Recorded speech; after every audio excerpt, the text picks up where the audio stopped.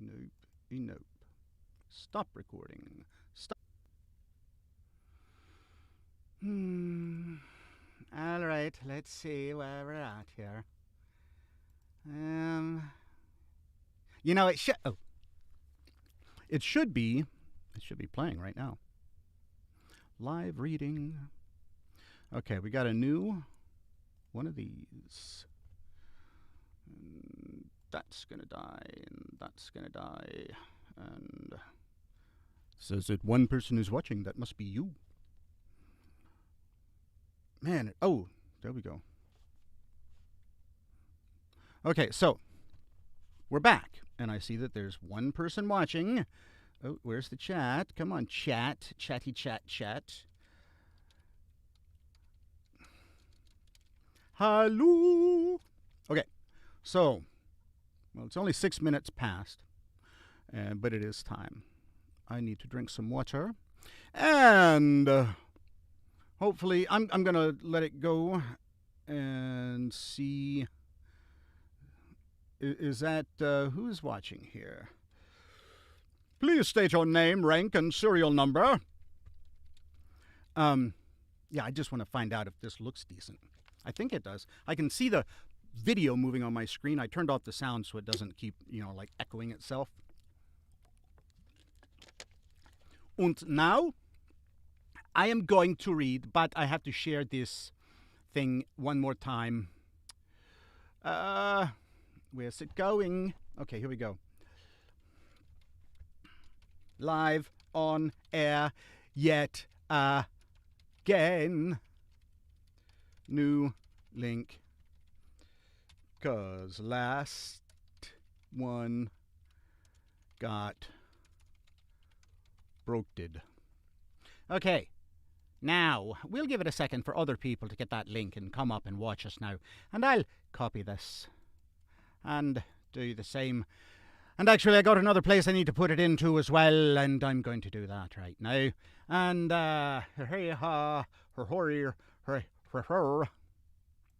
if I click on this other link and I go to this one, is that going to take me to the same place? I don't think so.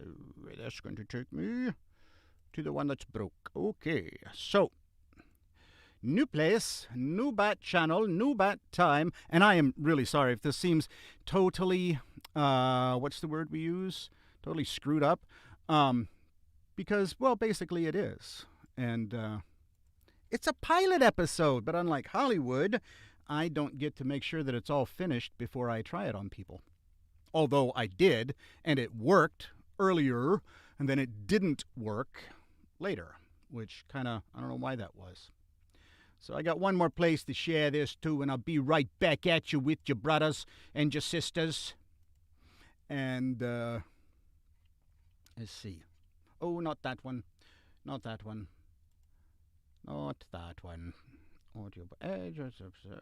Addicts, that's the one. That's the one. And is it even in there? No, it's not in there. Okay, that's all right. That's quite all right. All right, so here we go. To save the day, we're at it again. All right. So this one is that one. And here we go. A reading from Icehammer. And the difficult thing with doing all this stuff on the air, live, is that the timing is all weird. It's like 30 seconds behind here and a few seconds ahead there, and none of it is real time. Okay. Recently. No, not recently. Okay, here we go. A reading from my series titled Icehammer, the first book, Invasion. This is, well, you'll have to read the book to get it, but the whole scene, it'll play itself out here. Here we go. This is Karzai and the refugees making their way in the first days of their flight into the wilderness. They broke camp in the very early hours of the morning. The destruction of the Hamiltons' farm made for a definite, unmistakable increase in the general intensity of the group's momentum. By the time they stopped for a break 3 hours later, they had covered the same distance that took 8 hours the first day. and after only a 30-minute break were unanimously ready to move again. By the next morning, they were nearly 20 miles from their starting point. That 20 miles was linear, as in crow's flight measurement. Due to the meandering trail and terrain detours, the actual distance traveled had been closer to 30 miles. Karzai glanced across the group. The threat of imminent death does wonders to the energy level of humans. Having grown up and hunted in these woods all their lives, the Staley brothers led in the front, or as it is called in the military, point position.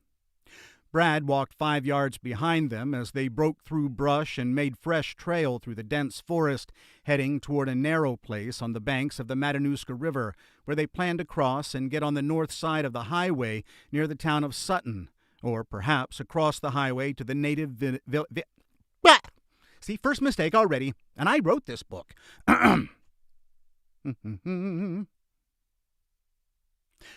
Or perhaps... We'll just back up to the beginning of that sentence. Brad walked 5 yards behind them as they broke through brush and made fresh trail through the dense forest, heading toward a narrow place on the banks of the Matanuska River, where they planned to cross and get on the north side of the highway near the town of Sutton, or perhaps across the highway to the native village of Chicknick. Karzai took the rear position, Jung walking alongside. The rest of the group spread out between those ends in clusters and singles that formed a meandering line of tired bodies that twisted through the rugged subarctic boreal... More words! The rest of the group spread out between those ends in clusters and singles that formed a meandering line of tired bodies that twisted through the rugged subarctic boreal wilderness. Karzai bristled at the noise the troop made as they wandered through the trees. A professional stalker, he glided over the ground with almost no sound. The rest of the group stomped like a troop of buffalo. No, buffalo are much quieter. He knew he had to cut them some slack. These were not soldiers. They were not even Taliban or Kurds or Kazakh tribesmen. They had no training, and except for Brad and the Staleys, apparently had little experience at moving through the forest with any sense of stealth. He knew that the main focus for most of them was probably avoiding the apparently predatory Devil's Club vines. The interconnected, thorn-covered stalks that suitably named plant were known to whip into the face... What? I wrote that. And... Okay, here we go. One more time. The interconnected, thorn-covered stalks that suitably named plant were known to whip into the face of unwary hikers when they stepped on a seemingly separate branch several feet away. The wicked, prickly plant grew in random patches that spread over wide areas throughout the dark woods and rendered a straight path through most of Alaska's southern forests practically impossible. Encountering a branch of Devil's Club against bare skin was a painful experience not soon to be forgotten, as dozens of almost invisible thorns would embed into the flesh from merely brushing against the stalk. I'm just going to step out of the story here and say Devil's Club is a plant of the devil. Except for what I'm about to say next. That being said, according to Jung, the plant itself was a terrific medicine for ailments from skin infections to stomach pain to headaches, depending on how it was prepared and applied. Its nickname in some parts of Alaska was Tlingit aspirin, after the southeast Tlingit tribe, spelled Tlingit, whose name was pronounced such that most non-natives... whose name was pronounced such that to most non-natives it sounded more like Tlingit. Tlingit. Tlingit. Two different things, but you have to have the right ear.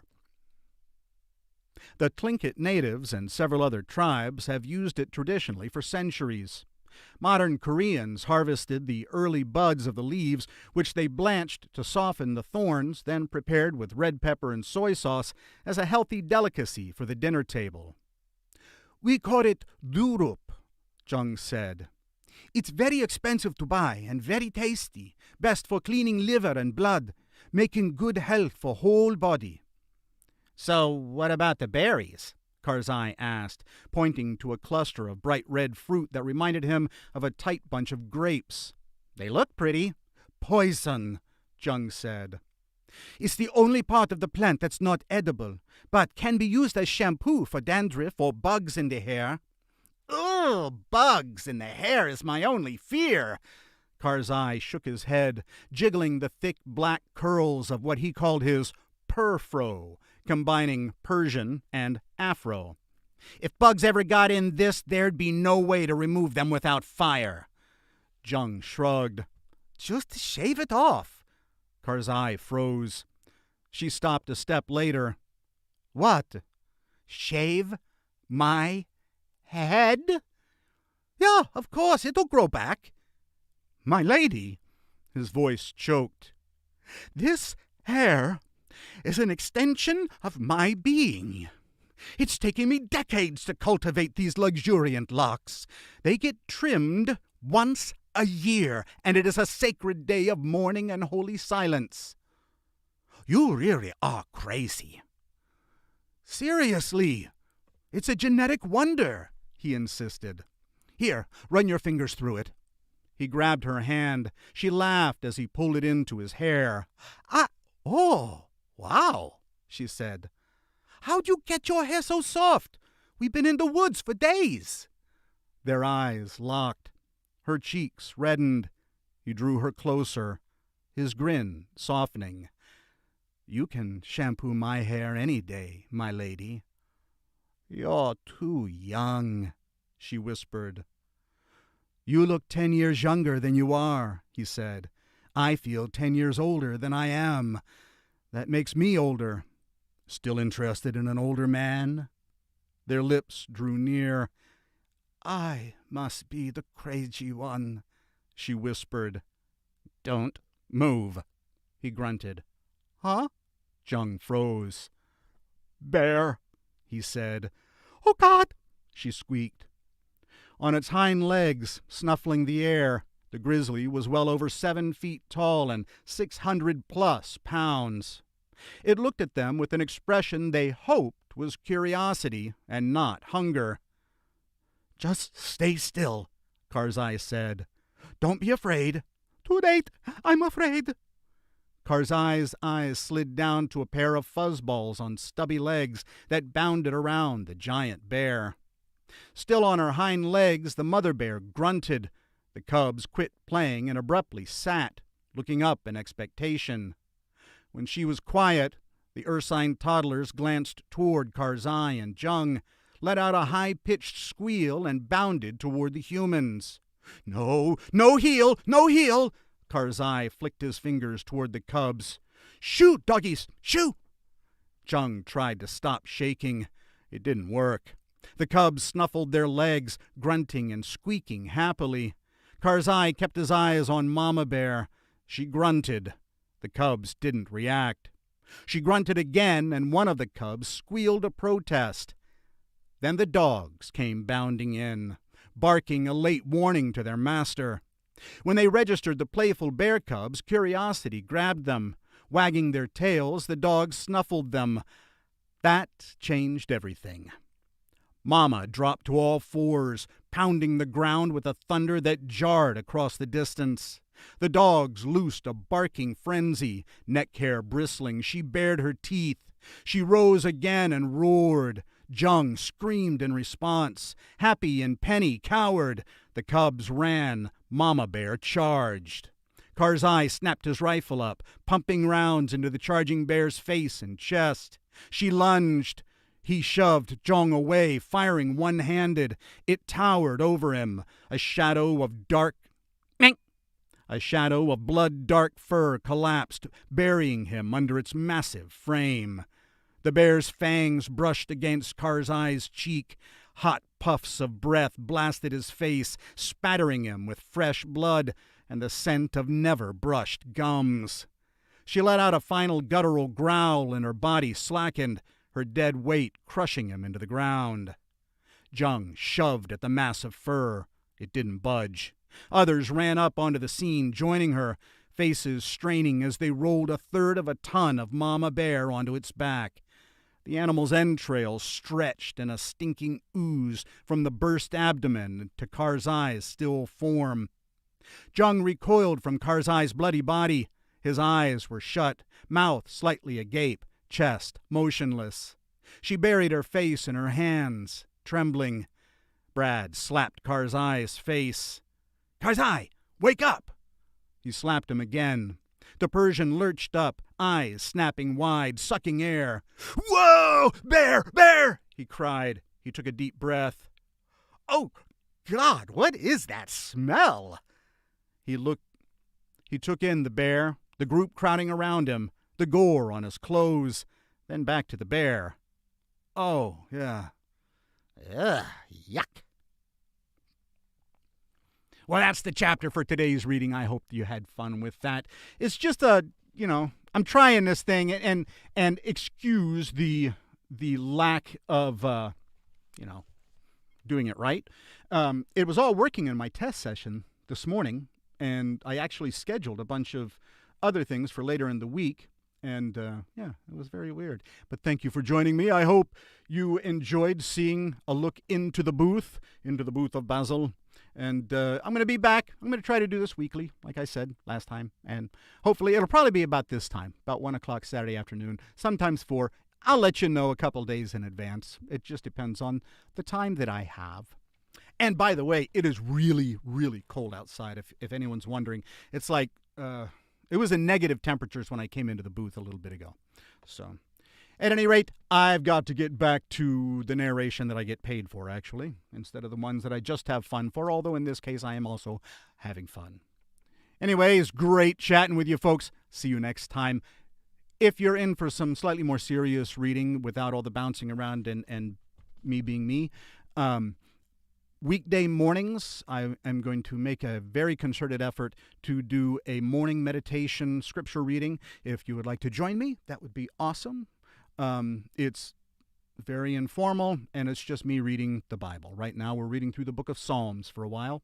And on that note, you have a wonderful rest of the day, or whatever time period you prefer to have in wonderful segments. I'm going to